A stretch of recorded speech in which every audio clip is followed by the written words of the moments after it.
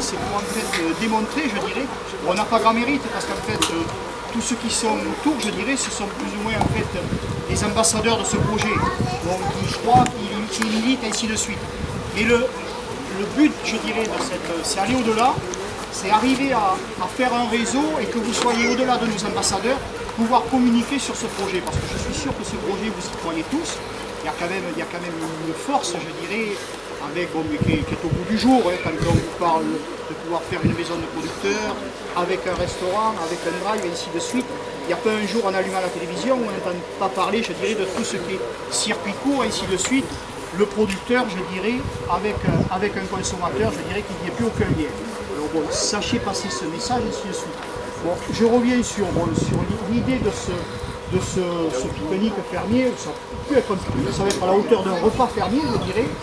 Alors bon, ne soyez pas, on n'a pas été restrictif, on se retrouve pour quelques producteurs volontairement. Et les quelques producteurs, c'est ceux que vous avez pu déjà rencontrer sur tous les réseaux sociaux et ainsi de suite, à travers ce mouvement participatif. Alors c'est une formule jeune, nous les anciens, on y croit peut-être pas plus difficilement, mais enfin, écoutez, on a joué le jeu, je dirais, avec aussi bien Marion, directrice de la DAF, que Noémie, cette stagiaire de très grand talent que nous avons là depuis quelques mois là, sur notre structure. Vous avez pu vous rendre compte qu'au niveau communication, quand même, avec les moyens de bord, il y a eu quand même des efforts extraordinaires, des ramifications par amis, par famille, et ainsi de suite. Alors c'est de ce repas qu'il va falloir passer l'étape supérieure à aller chercher des personnes qui sont peut-être moins sensibles ou qui n'ont pas été au courant de ce projet. Voilà un petit peu ce que je pourrais dire. Alors si je dois revenir sur les différents producteurs, alors, vous allez voir, ça va être assez original. Le petit raté, c'est au niveau des amuse-gueules. Bon, on n'a pas de producteur de cacahuètes en Médoc. Et après, bon, l'originalité de ce repas, je reprends. Vous allez avoir des œufs mimosa. Alors pourquoi mimosa? Vous avez pu vous rendre compte que ceux qui participent là qui se sont engagés par ce mouvement participatif, qui nous gère, c'est le nom de cette société, s'appelle Mimosa. Alors on a voulu rappeler le truc. Voilà pourquoi nous allons avoir des œufs mimosa. Ensuite, après, nous allons avoir quelque chose d'original par le producteur Fabrice Laguet, une assiette de tapas, je dirais, de ces différentes productions. Vous allez avoir originalité saucisse de bœuf, oui, c'est bon, ça peut être d'actualité. De la merguez et puis des petits carrés de veau fermier, ainsi de suite. Première assiette. Deuxième assiette, ça sera du poulet à la plancha de la ferme d'Anta. Vous avez la famille Marcoux qui se retrouve là. La partie dessert, ça va être la ferme d'Élodie. Bon, avec toutes les choses, je dirais, laitières améliorées, ainsi de suite. Et puis après, une originalité aussi dans la région, un producteur qui s'est lancé, et c'est là où j'insiste, à travers ce projet, le côté innovant que ça va aller chercher. Bon, mais exemple, qui était capable de pouvoir dire il y a quelques mois de ça, qu'on aurait été capable de produire de la rhubarbe à Médoc. Ah, oui. Et donc on a un producteur, le père et le fils, qui se sont lancés dans cette culture, voyez-vous. Donc le côté, je dirais, derrière une maison de producteurs, au-delà enfin de ce que l'on peut rechercher dans les produits basiques, mais ça amène beaucoup d'agriculteurs à s'interroger, s'orienter sur de nouvelles productions. Donc on a l'exemple, on peut prendre un autre exemple. La famille Ferron va se lancer dans un sacré challenge. Ça va être faire du Pierre. Ah, tu vois, je ne veux pas dire Pierre. Derrière, alors ça va peut-être du porc fermier. Écoutez, on fera mieux à la prochaine réception. Et derrière, bon, avec une originalité, farine, ce qui va nous amener à des pâtes qui seront sans doute faites à Saint-Laurent. Voyez-vous, alors un petit peu, j'insiste, les messieurs de la presse et ainsi de suite, pour le fait qu'au-delà des sentiers battus, on va faire des choses nouvelles. Donc, voyez-vous, un petit peu.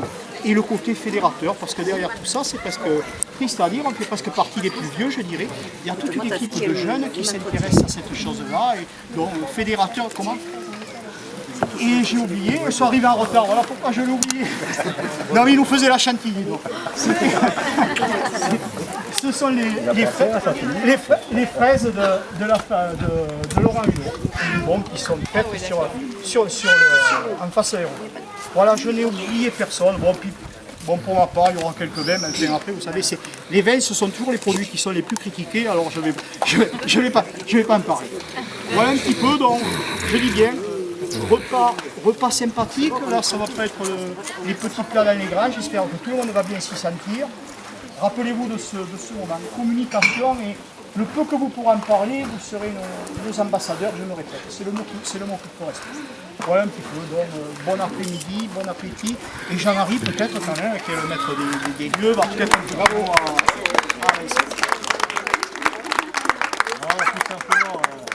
Bonjour à tous. Simplement, Gérard disait tout à l'heure que l'initiative du projet, il parlait des buts des jeunes, mais bon, il n'est pas si vieux que ça, parce que s'il y a l'initiative un peu de ce projet aussi, pas avec les autres agriculteurs, les autres producteurs de la région, bien entendu, donc il est quand même pas... Non, mais je pense que l'initiative du projet, déjà, c'est déjà quelque chose de très bien, d'avoir cette initiative. Bon, c'est vrai que je voudrais quand même rappeler que notre région, le Médoc, l'essentiel de la production et de la vie économique du Médoc, qu'est-ce que c'est? C'est la viticulture, l'agriculture et la forêt. Donc vous avez 70% de l'économie du Médoc, c'est ça. Donc je pense que c'est ça qui est très important et il faut s'appuyer là-dessus. Donc ce projet est très bien, c'est innovant pour le Médoc, tout à fait innovant. Donc j'espère que ce projet ira bien sûr à sa fin, c'est évident, vous êtes bien partis, je pense que ça devrait marcher. Bon, il faut un petit peu, c'est ça, dans tout il faut du dynamisme, ça c'est quelque chose d'important.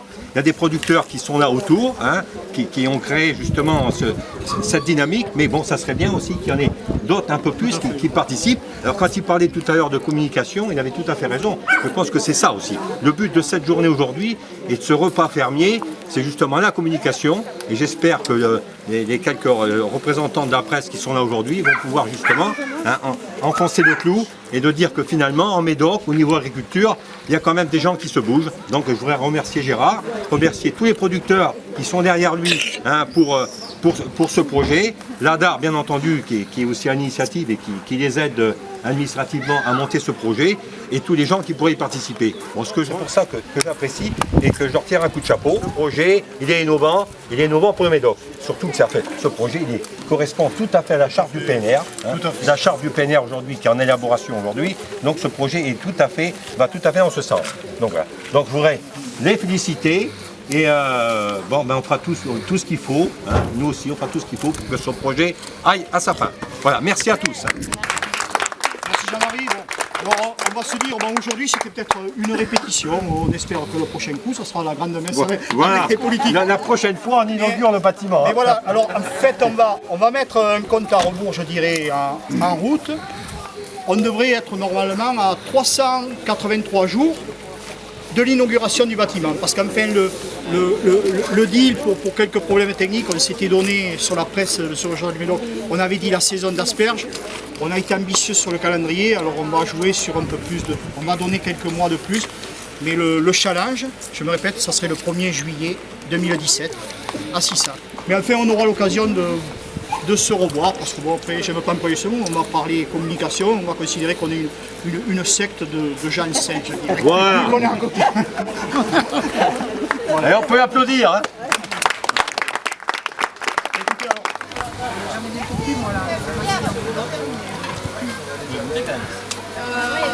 Non. Ah, ça c'est bon. Il y a combien de 50 assiettes, c'est ça? Et quand on finit les œufs, c'est bon. Il y en a une autre comme ça avec ça. Bon les filles, je trouve que ça va passer, il va falloir mettre du rythme. Mais oui, mais là ça bouge là. Attention. Voilà. Ça fait en fait derrière. Il y a quelqu'un qui va avoir une parole. On les poils quand on va la manger. Oui, mais qu'une fois. Après c'est la peau. Voilà, par Covid. D'accord, ah oui, comment on va pas me dire, dans là-bas, tu prends en gros, elle est hyper bonne.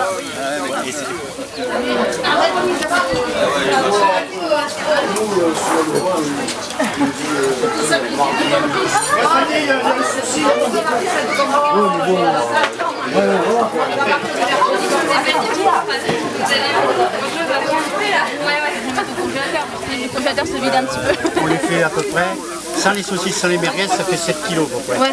Donc tu mets 1 kilo de, ça te fait 1 kilo de saucisses et de merguez. Parce que je mets 6 saucisses piment, 6 saucisses nature et 6 merguez. Il y a pas longtemps. Et moi, pour le temps, dans l'heure ou pas pour